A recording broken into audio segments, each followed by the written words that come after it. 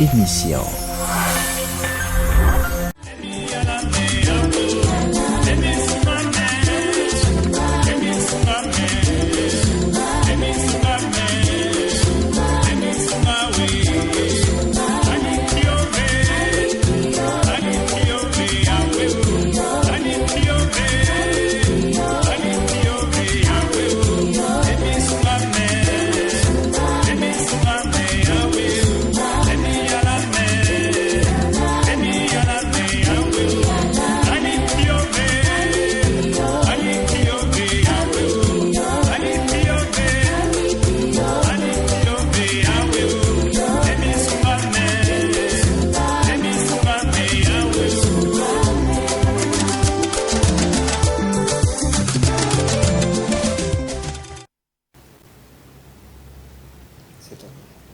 Bien-aimés frères et sœurs dans la foi, au Seigneur Yeshua Mashiach, qu'on appelle Jésus-Christ, que Dieu vous bénisse richement. Là, vous nous recevez devant vos écrans. Chers téléspectateurs, nous sommes à l'heure de rendez-vous, de continuer, de poursuivre, de marquer encore le pas sur le sable de temps de la foi à notre Sauveur, le Seigneur Jésus-Christ. Avant que nous rentrons dans notre sujet, nous nous rappelons aux frères et sœurs, aux familles éprouvées de notre cher frère Miskaël qui nous a précédés dans la gloire. Les condoléances à vous. Soyons forts, car la route est si claire. Notre frère est reparti dans la gloire. Il a marché avec nous. Nous l'avons vu. Donc l'affaire reste à vous et nous qui sommes encore en vie. Sans plus tarder, à ma droite, j'ai le bien-aimé. Je ne l'appelle pas mal-aimé, mais bien-aimé. Le frère Urbain, le pasteur Urbain Goubili de l'église primitive, qui va encore nous parler ce soir sur la polygamie. Mais nous sachons tous, la polygamie est toujours dans le mariage. C'est une forme de mariage. Frère Urbain, nous vous écoutons. Les chers téléspectateurs sont assis devant leurs écrans, dans la ville de Pointe-Noire et ailleurs, par cette chaîne de TPT+. Qu'est-ce que vous pouvez encore nous dire cet après-midi concernant le mariage d'abord spirituel, que moi qui vous parle, j'y étais témoin, et les autres téléspectateurs, vous étiez ensemble avec d'autres frères et sœurs, mais vous vous êtes séparés. Il n'y a plus mariage, il y a eu divorce. Est-ce que vous pouvez nous rappeler, nous expliquer le motif de votre séparation? À vous la parole, mon frère. Merci, mon très cher frère, de ce que vous avez parlé du mariage, c'est ça notre thème, le mariage et le divorce.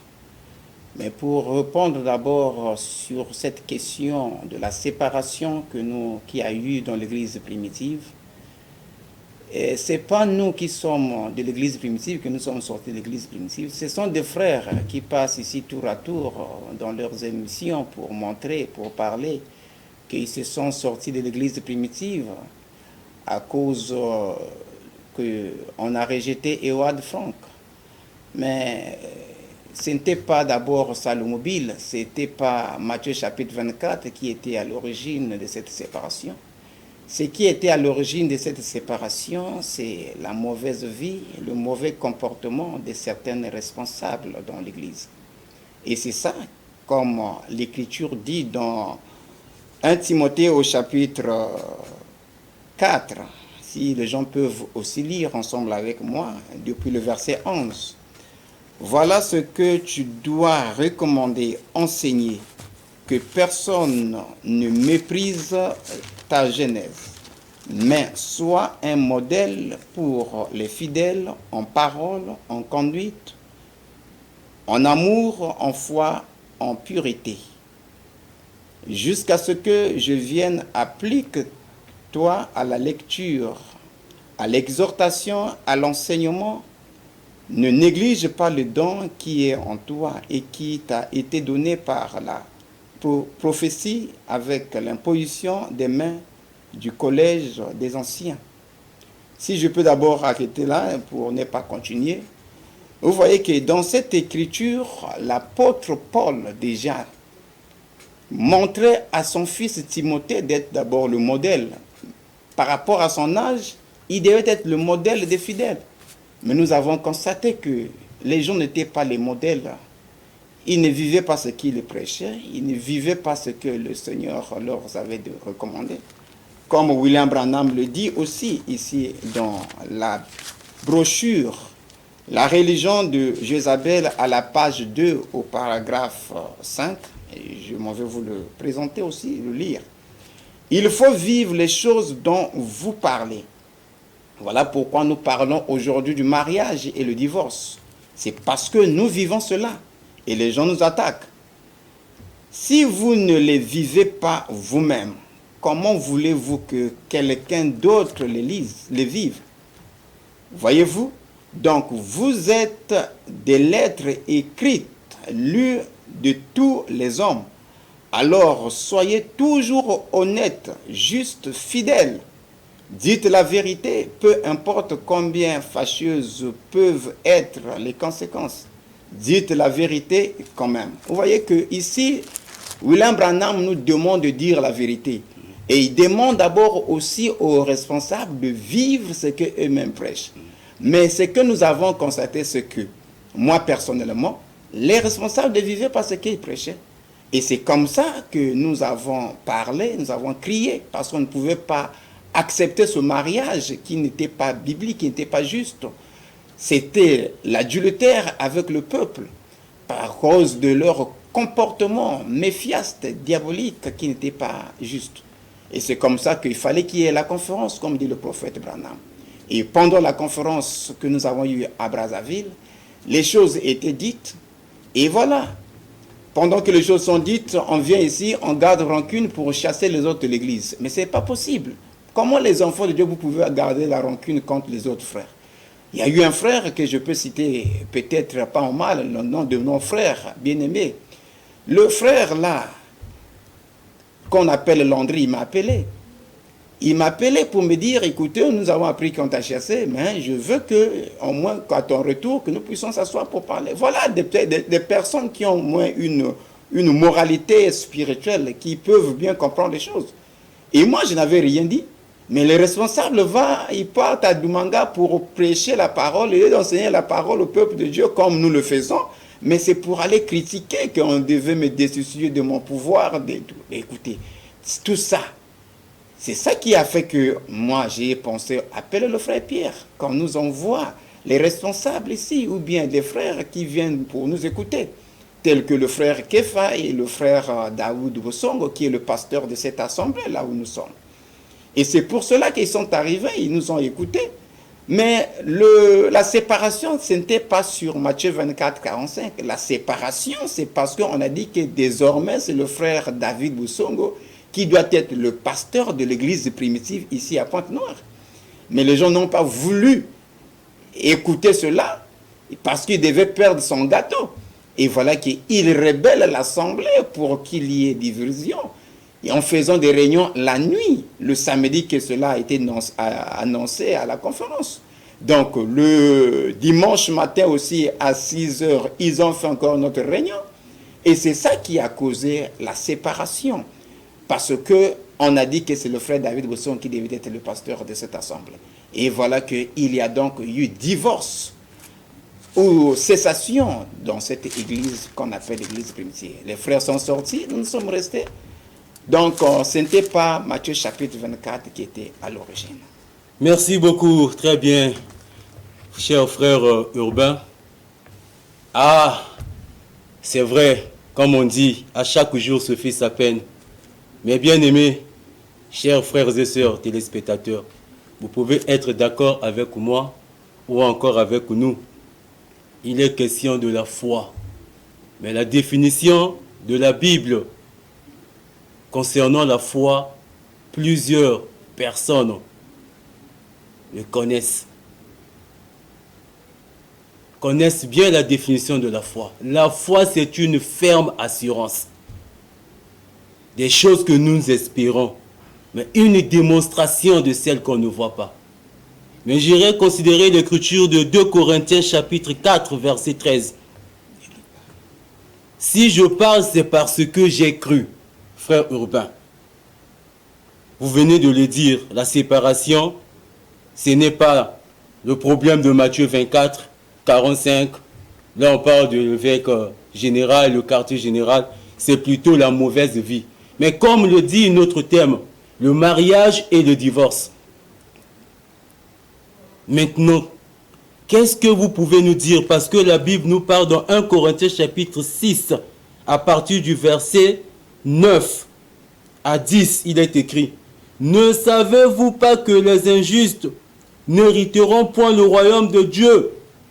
Ne vous y trompez pas, ni les débauchés, les idolâtres, les adultères, ni les efféminés, ni les homosexuels, ni les voleurs, les cupides et les ivrognes, et les outrageux, ni les ravisseurs n'hériteront le royaume de Dieu. Maintenant, explique-nous. Nous avons plusieurs mots, surtout que c'est le français. Le français aussi est beaucoup complexe. Expliquez-nous maintenant le mot adultère, ce que vous avez constaté avec l'Église du Seigneur. Oui, frère. L'adultère, pour ne pas peut-être prendre beaucoup plus de temps, les Écritures sont tellement claires sur l'adultère. Nous ne sommes pas comme les gens qui ne sont pas enseignés, qui ne connaissent pas l'adultère, qui appellent aujourd'hui la polygamie que c'est l'adultère. Tout ça, je ne sais pas pourquoi des gens peuvent même être à la chair pour être appelés des pasteurs. Ça ne sont pas des pasteurs, ça sont des farceurs.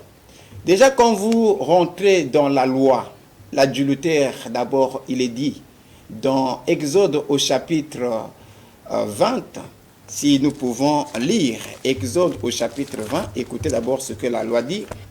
Au verset 14, il est dit: tu ne commettras pas d'adultère. Alors, l'adultère, c'est quoi? D'après les Écritures, l'adultère, c'est le fait que un homme célibataire ou marié, mais qui couche avec la femme de son prochain ou la femme mariée, c'est-à-dire dans cet acte de l'union, cet acte ne doit se faire qu'avec ta femme. Quand quelqu'un prend ou bien va aller faire cette action, lui, cet acte-là, avec la femme d'autrui, c'est ça qu'on appelle par l'adultère. L'adultère encore, on peut encore parler d'un cas de l'adultère, c'est lorsque un homme, marié ou célibataire, couche avec la femme repudiée par son mari, et le mari là est encore en vie, d'après Romains chapitre 7, cette femme-là et le monsieur-là, ils ont commis adultère. C'est-à-dire, lorsque un homme, il est marié ou il est célibataire, couche avec la femme repudiée de quelqu'un. Ça, c'est l'adultère. L'adultère encore, c'est lorsque un homme célibataire ou marié couche avec la fiancée de quelqu'un, c'est-à-dire la femme qui est potentiellement donnée en mariage à ce frère-là. Si un monsieur couche avec elle, c'est ça l'adultère. Et c'est ça qu'il y a eu d'abord dans le jardin d'Éden. Avant que Adam puisse aller chez Ève, Ève avait déjà connu le serpent. Donc, Ève a commis adultère avec le serpent. Vous voyez? Et c'est ça, on parle encore de l'adultère, c'est lorsque un homme marié ou célibataire convoite la femme de quelqu'un dans sa pensée. C'est-à-dire dans sa pensée qu'il y a cette pensée de faire des rapports avec cette femme-là. Tu as déjà commis adultère. D'après Jésus, nous l'a dit dans Matthieu chapitre 5, si nous pouvons la lire. C'est clair, il est dit ici. Dans Matthieu au chapitre 5, il est dit, depuis le verset 27. Il est dit, vous avez entendu qu'il a été dit, tu ne commettras pas d'adultère. Ça, c'est l'écriture que je viens de lire dans Exode. Amen. C'est ça. Maintenant, le verset 28, il dit, mais moi, je vous dis, quiconque regarde une femme pour la convoiter a déjà commis adultère avec elle dans son cœur. Donc, quand quelqu'un convoite la femme d'autrui, la femme mariée, il a déjà commis adultère. Donc, l'adultère, c'est comme ça que ça se définit. Il faut que dans l'acte sexuel, qui est une femme mariée, ou la femme repudiée par son mari, ou la fiancée de quelqu'un. Et ce cas-là que je viens de lire dans Matthieu chapitre 5, ici, ça c'est maintenant dans la pensée. C'est toujours la femme mariée quand tu convoites. Si la femme là, elle est mal habillée, en pantalon, elle a laissé des parties intimes dehors, et que l'homme a regardé, il a vu cela, il a convoité la femme. Et c'est là où, au jour du jugement, elle va voir beaucoup de gens, même ses propres parents, ses frères parfois, qui l'ont convoité la manière qu'elle était mal habillée, ou les beaux-frères, les beaux-parents. Si la femme s'habille mal et que les hommes la regardent et puis ils convoitent, mais c'est fini, c'est adultère. Voilà pourquoi la femme doit s'habiller d'une manière décente. Mais cela n'est pas dit que c'est la polygamie. La polygamie, c'est le mariage de Dieu que Dieu a institué. C'est la seconde alliance. C'est le mariage d'un homme avec beaucoup de femmes. Voilà pourquoi on parle de polygamie. Un homme qui s'est marié avec beaucoup de femmes. La polygamie, ce n'est pas comme les gens disent, un homme qui a ajouté encore d'autres femmes dans son harem, que c'est ça l'adultère. Ou bien c'est ça, comment on appelle, la vie de cochon, l'adultère. Non, non, c'est Dieu qui l'a institué. Si nous pouvons prendre mariage et divorce, l'enseignement dont aujourd'hui qui fait couler la salive, et que même les gens qui sont dans le message, ils ont la brochure, mais ils ne vivent pas ce qu'eux-mêmes prêchent. Mais ils sont encore là dans la prostitution, dans la débauche avec les sœurs dans l'église, la débauche avec les femmes de dehors. Si c'est avec les femmes de dehors, tu as de suivre ton esprit. Là-bas, on n'a rien à foutre. Mais les sœurs que le Seigneur vous a données, qui vous écoutent, qui sont là pour vous, pour que vous puissiez les prendre au mariage. Mais vous, le faites des choses, et puis vous ne les prenez pas au mariage. C'est ça. C'est que nous, on déplore dans la vie des responsables. Mais or, la polygamie, c'est la vie de Dieu. La polygamie, comme la Bible, William Branham le dit ici dans Mariage et Divorce, je m'en vais vous le lire. À la page, je commence ici à la page 34. Bon, pour ceux qui n'ont pas notre tradition, ils peuvent prendre la brochure Mariage et divorce, la voix de Dieu. Ils peuvent commencer au paragraphe 189. Il dit ceci. Au paragraphe 59, cheminot, dans cette tradition que je lis. Deux alliances. Cela termine le commencement de ce que Jésus avait dit. Il n'en était pas ainsi au commencement. Nous avons maintenant une autre alliance. Remarquez que c'est une autre alliance. Il y a une alliance pour le produit et une pour le dérivé. Remarquez que la chute apporta le trouble et la mort à chaque créature de la création, faisant une différence pour toute la nature. Remarquons ce que Jésus a dit au sujet de cette parole. Il n'était pas ainsi au commencement. Il n'était pas ainsi au commencement. Mais maintenant, ce n'est pas au commencement, c'est après le commencement. Et maintenant, il y a une double alliance. Premièrement, il y avait juste une alliance. Adam et Ève étaient égaux, un homme, une femme. Mais la femme pécha. Qu'est-ce que cela fut? Cela les précipita tous dans la mort. Et Dieu fit faire une alliance en rapport avec cela. Une autre alliance. Elle se trouve ici même dans Genèse chapitre 3, le verset 16. Il dit, je saute pour aller vite. Le paragraphe 165, il dit, Dieu En second lieu, a établi une nouvelle nature par le sexe. Dieu a créé la première nature sans le sexe. Le croyez-vous cela? Maintenant, il y a une autre alliance avec la nature. Il a institué un autre ordre par le sexe. C'est la seconde alliance. Et il explique, un mâle et de nombreuses femelles. Un dêne et tout un harem de dênes. N'est-ce pas vrai? Un taureau, tout un troupeau de vaches. Un coq et une cour pleine de poules. N'est-ce pas vrai? Un seul David, selon son cœur, ayant 500 femmes et 100 enfants nés de différentes femmes en une année. Et c'était un homme selon le cœur de Dieu.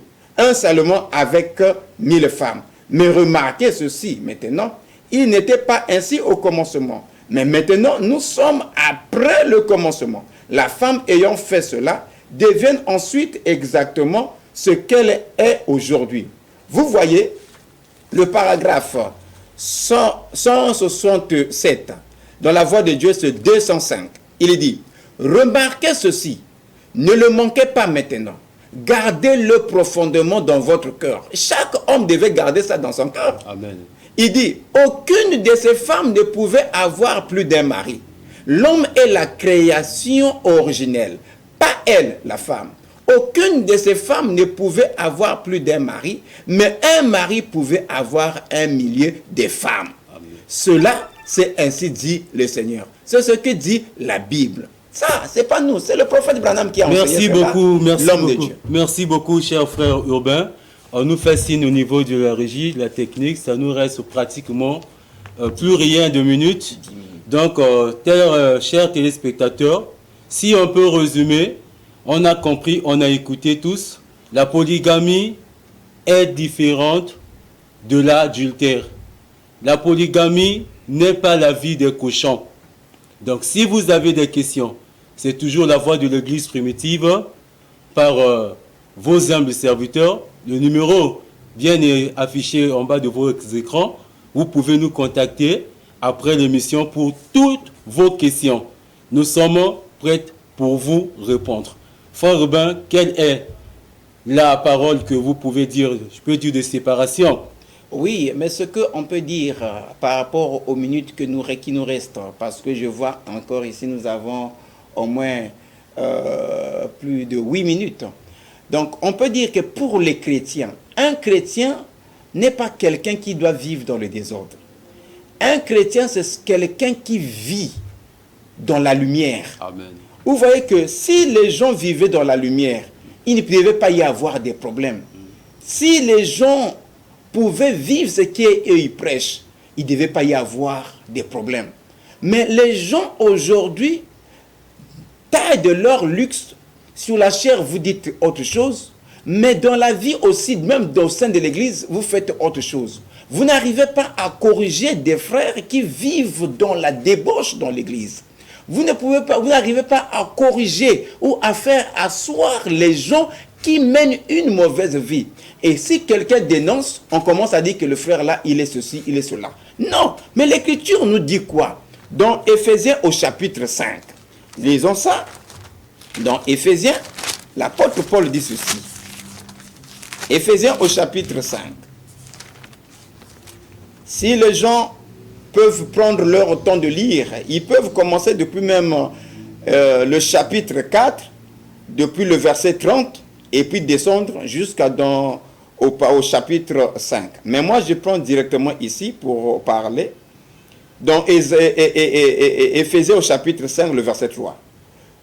Que l'inconduite, toute forme d'impureté ou la cupidité ne se trouve pas même mentionnée parmi vous, comme il convient à des saints.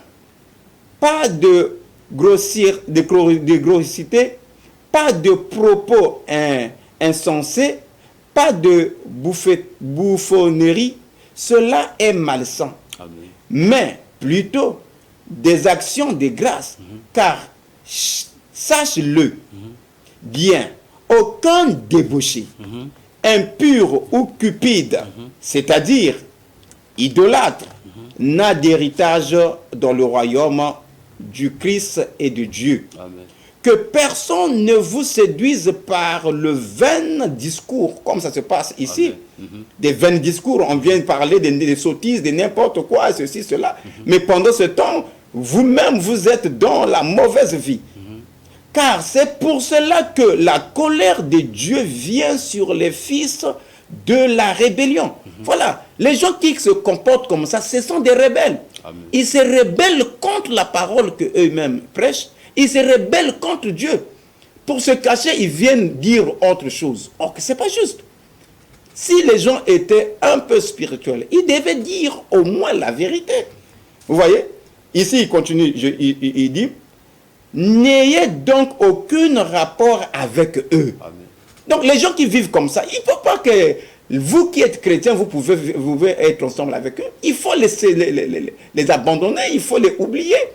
Il faut même les juger parce que l'apôtre Paul a même dit, il faut que vous amenez ça, vous parlez ça à l'église ou devant tout le monde pour que les autres puissent avoir de la crainte. Des gens qui vivent comme ça, ce n'est pas normal. Maintenant, je saute un peu pour aller un peu vite. Il dit, le verset 8, autrefois, en effet, vous étiez ténébreux, mais maintenant, vous êtes lumière dans le Seigneur. Marchez comme des enfants de lumière, car le fruit de la lumière consiste en toutes sortes de bonté, de justice et de vérité. Et dit, examinez ce qui est agréable au Seigneur. Amen. Et n'ayez rien de commun avec les œuvres stériles des ténèbres, mais plutôt dénoncez-les. Vous voyez, chaque fils de Dieu devait dénoncer le mal qui se passe au milieu des saints, qui se passe dans l'église. Il devait dénoncer. Parce qu'un chrétien, que les gens ne pensent pas qu'un chrétien, c'est une machine ou bien je ne sais pas quoi, qu'on va utiliser pour faire de n'importe quoi. Non, non. Un chrétien, c'est quelqu'un qui vit comme Christ, qui suit la parole et qui vit comme Christ. Mais il ne peut pas continuer à vivre dans la mauvaise vie et dans les choses, telles que ce que William Branham dit ici, comment on appelle, dans votre vie est-elle digne de l'évangile, à la page 27, au paragraphe 129. Le chrétien n'est pas un instrument ou une sorte de clé mécanique d'un énorme système religieux. C'est juste le chrétien n'est pas une sorte d'instrument qui permet à une organisation religieuse de continuer à fonctionner. Il dit, n'est-ce pas un chrétien? Être un chrétien, c'est être comme Christ. Amen. Et un chrétien ne peut pas être chrétien avant que Christ n'entre en lui, que la vie de Christ ne soit entrée en lui. Amen. Cela produit alors la vie que Christ a vécue. Et vous faites les œuvres que Christ a faites. Merci beaucoup. Merci c'est ça beaucoup, ce qu'il faut faire. Merci beaucoup. On nous a fait si nous sommes quasiment vraiment à la fin. Vous pouvez constater, j'avais vraiment mon cou tordu vers le frère Urbain pour voir même ce qu'il est en train de faire sortir de sa bouche, comme il est écrit. C'est par l'abondance du cœur que la bouche parle. Il a vraiment considéré les Saintes Écritures, la Bible et les brochures. Vraiment, vous qui avez écouté, comme dit le Seigneur, n'endurcissez pas vos cœurs, sortez au milieu d'eux. C'est aussi une manière de dénoncer le mal, que vous n'êtes plus ensemble avec eux. Vraiment, le Seigneur voulant, la rediffusion sur cette même chaîne de TPT, vous serez toujours à la même heure, même rendez-vous avec notre régie. Le lieu de l'église, nous sommes toujours à Siafoumou, que vous écoutez, vous entendez, malgré le minute nous manque pour la situation géographique, mais pour une bonne orientation, vous pouvez nous contacter par le numéro qui s'affiche en bas de vos écrans téléviseurs. Bonne soirée à vous. Shalom, shalom, shalom, à frères et sœurs. Shalom, que Yahweh les bénisse et qui vous bénisse, vous aussi qui aime cette émission, continuez à l'écouter. Les jours à venir, on va encore développer sur beaucoup de choses. Amen.